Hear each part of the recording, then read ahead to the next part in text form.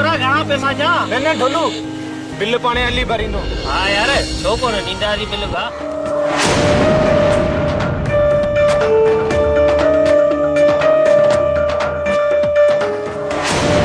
अजोरी loafer ना जरूर लडो वती लोफर नाई नो मुझा दोस्त है न बाबा ये दोस्त तुझा नाई ने ये घर तड़ेल दई ये उते छंदे जिते पानी कोन मिलंदे वञा लो बाबा वञा लो 2 मिंट में घर में वेहण नंढे जा सुकून ना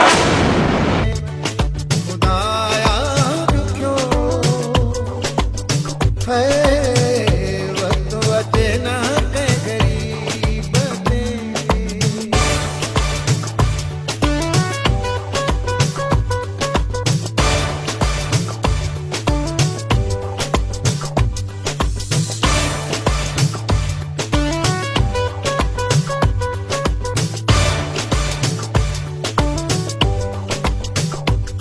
मूंखे लॻे थो त तूं उन मिल्कियत जो सही इस्तेमालु कंदे तूं वञी उहा मिल्कियत कढी पंहिंजी ज़िंदगी ठाहे।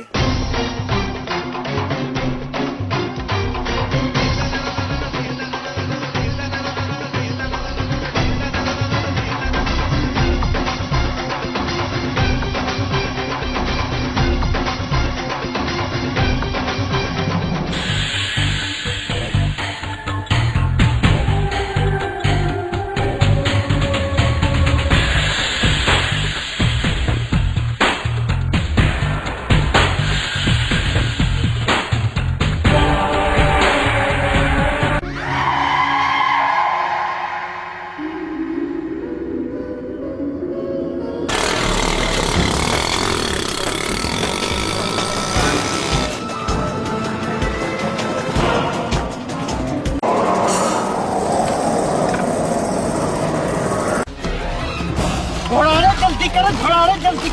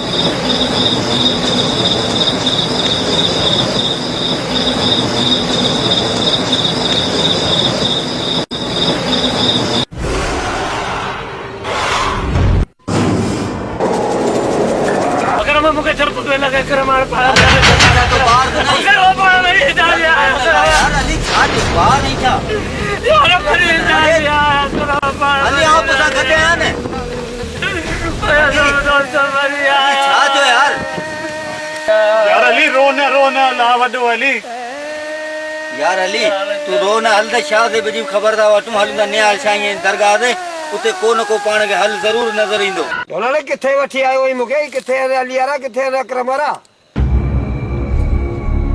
दोलाले वरंदी दे परे मो करे पी रहे होई जिए तू आयो ही ना सजी संगत ई है इंदी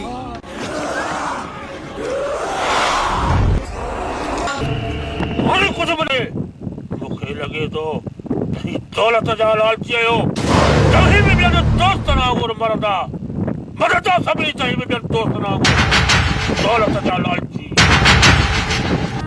साईं साईं माफ करो साईं माफ करो साईं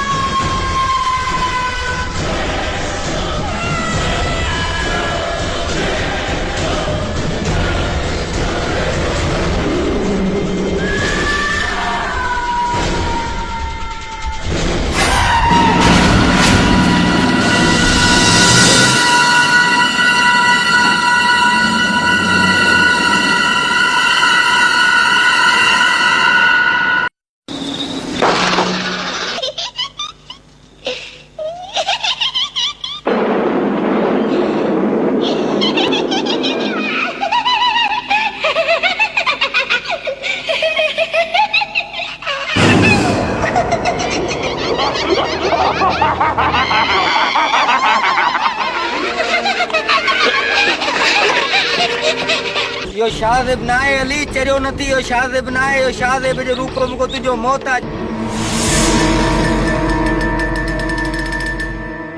जेतिरो थी सघे पंहिंजो पाण बचाए, जल्दी मूं वटि पहुच, जल्दी आ जल्दी।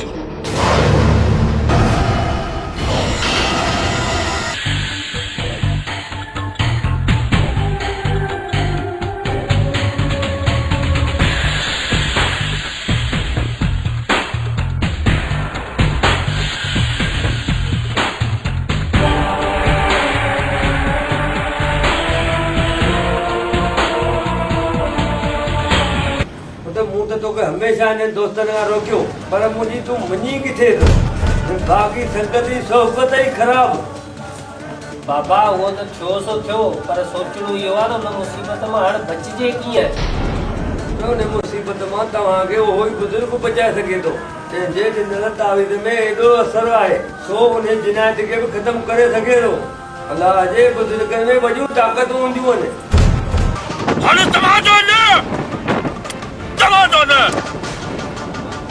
पर हुन सां मुक़ाबिलो हाणे ओचो थींदो, मुझो हाणे हुन खे जहिड़ो तव्हां सां न, पर साईं मालिक ॾिन सां आहे, साईं मालिक ॾिन सां आहे।